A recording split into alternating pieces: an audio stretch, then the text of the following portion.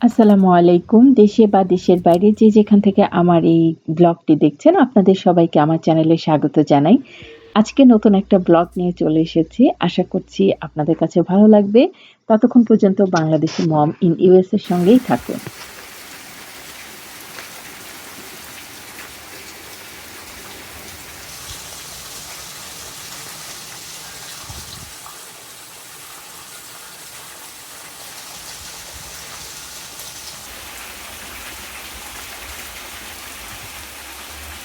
আজ কয়দিন ধরেই এবেলা বৃষ্টি তো ওবেলা রোদ।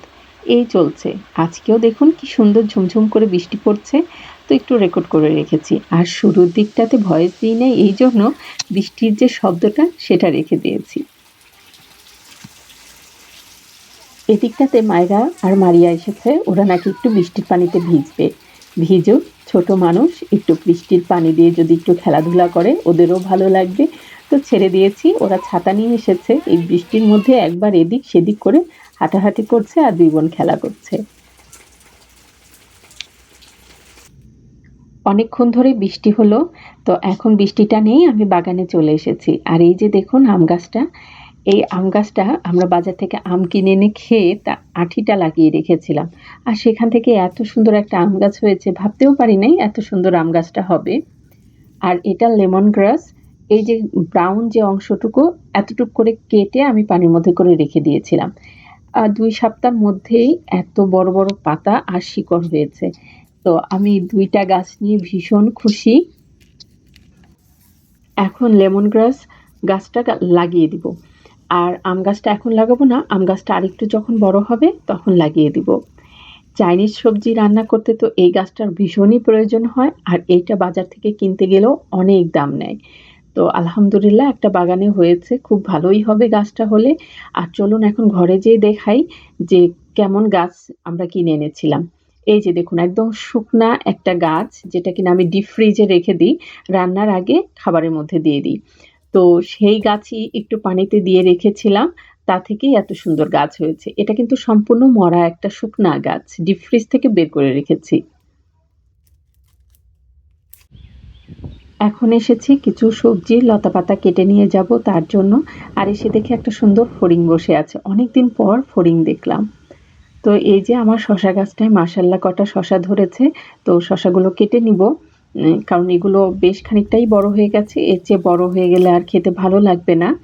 তো এখন শসাগুলো আমি কেটে নিব।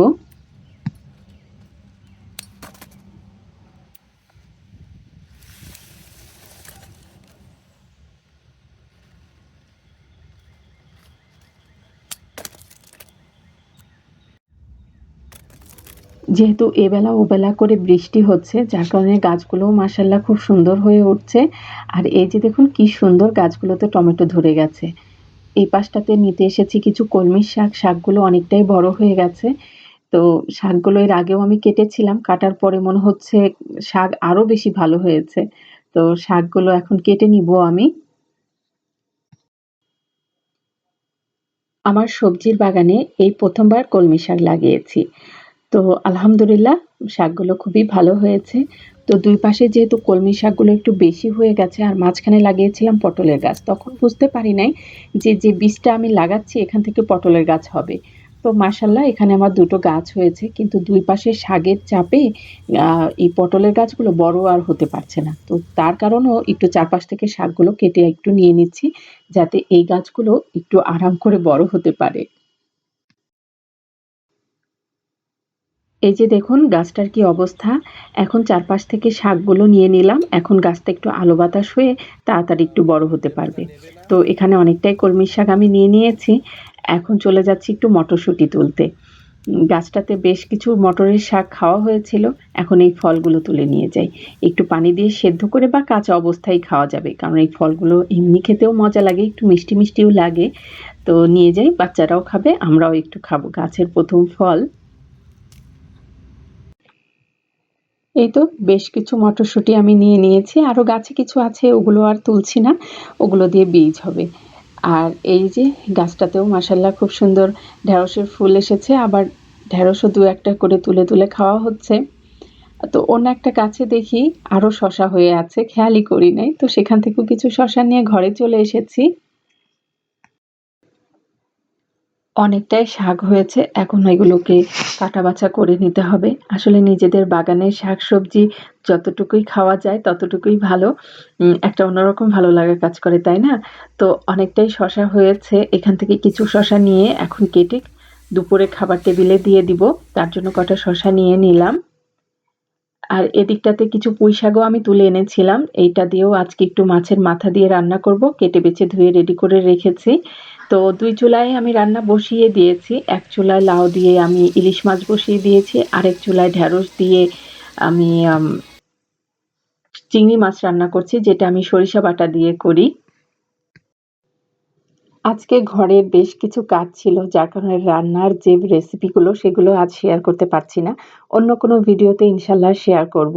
আজকে এমনি একটু ছোট, ছোট কিছু ক্লিপ রেখে দিয়েছিলাম। যেহেতু সবকিছুই আজকে গাছের টাটকা শাকসবজি দিয়ে রান্না। যে ঢেঁড়সটা রান্না করছিলাম ওটাও আমার বাগানেরই। আর শাকটা তো দেখলেনই। এটা সেই শাক, ভাজি করা প্রায় শেষ। ঝটপট করে রান্না করে টেবিলে দুপুরের খাবারটা দিয়ে দিয়েছি। এই যে লাউ দিয়ে ইলিশ মাছ, ঢেঁড়স দিয়ে চিংড়ি মাছ, তারপর পুঁইশাক দিয়ে ইলিশের মাথা, লেজা ভর্তা।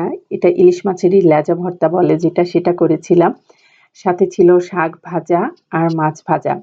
তো মোটামুটি সবকিছুই আজকে আমার গাছের যে শাকসবজি সেসব দিয়েই রান্না।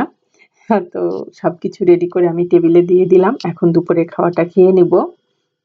আর এই বাটিতে গরুর মাংস নিয়ে এসেছে। এটা আমার ছোট ননদ রান্না করে নিয়ে এসেছে এবং এই মাংসটা খেতে ভীষণই মজা হয়েছিল।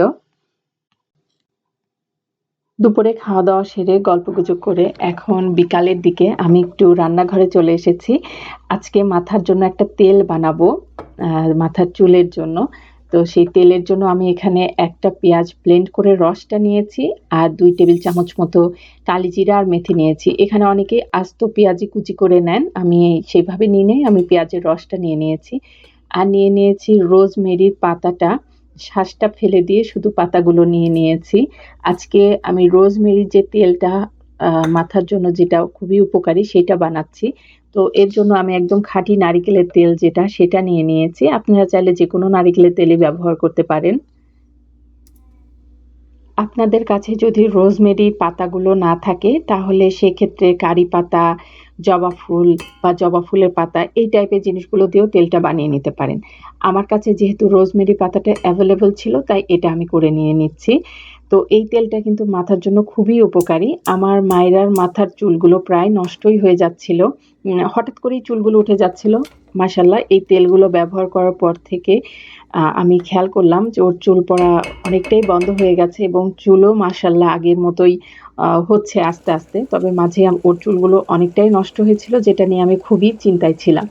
তো তেলটা আমি চুলায় বসিয়ে দিয়েছিলাম। এখন দেখুন তেলটা ফুটতে শুরু করেছে। এভাবে ২-৩ মিনিট ফুটানোর পরে আ চুলার আঁচটা একটু কমিয়ে রাখবো। তো এখানে আমি কিছু চালও দিয়ে দিচ্ছি, যেটা আমি আগে থেকে দিতে ভুলে গিয়েছিলাম।